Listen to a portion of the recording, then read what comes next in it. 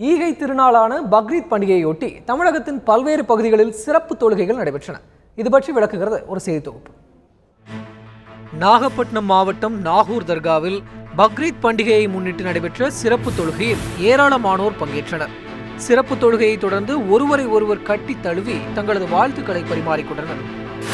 கிருஷ்ணகிரி மாவட்டத்தில் ஊர்வலமாக புறப்பட்ட இஸ்லாமியர்கள் நாஜிப் நகரில் உள்ள ஈத்கா திடலில் ஒருங்கிணைந்தனர்.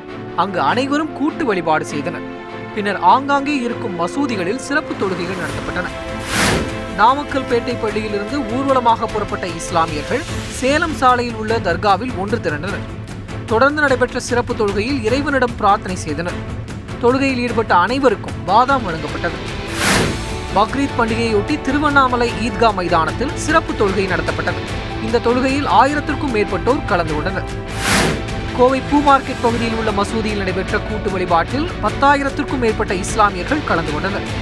உலக அமைதி வேண்டி அவர்கள் இறைவனிடம் பிரார்த்தனை செய்தனர். வழிபாடு முடிந்ததைத் தொடர்ந்து ஒருவரை ஒருவர் கட்டி தழுவி தங்களது வாழ்த்துக்களை பரிமாறிக்கொண்டனர். தூத்துக்குடி ஜிம்மா மசூதியில் நடைபெற்ற பக்ரீத் வழிபாட்டில் ஏராளமானோர் கலந்து கொண்டனர். வழிபாட்டின் போது அனைவரும் புத்தாடைகள் அணிந்திருந்தனர். உறவினர்களுக்கு இனிப்புகள் வழங்கியும் குர்பானி வழங்கியும் தங்களது மகிழ்ச்சியை தெரிவித்தனர்.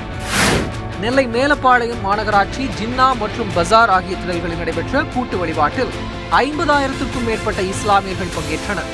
பெண்களுக்கு தனி இடம் ஒதுக்கப்பட்டதால் அவர்களும் கூட்டு வழிபாட்டில் கலந்து கொண்டனர். பிரார்த்தனையை தொடர்ந்து ஒருவரை ஒருவர் ஆறத் தழுவி தங்களது பக்ரீத் வாழ்த்துக்களை தெரிவித்தனர்.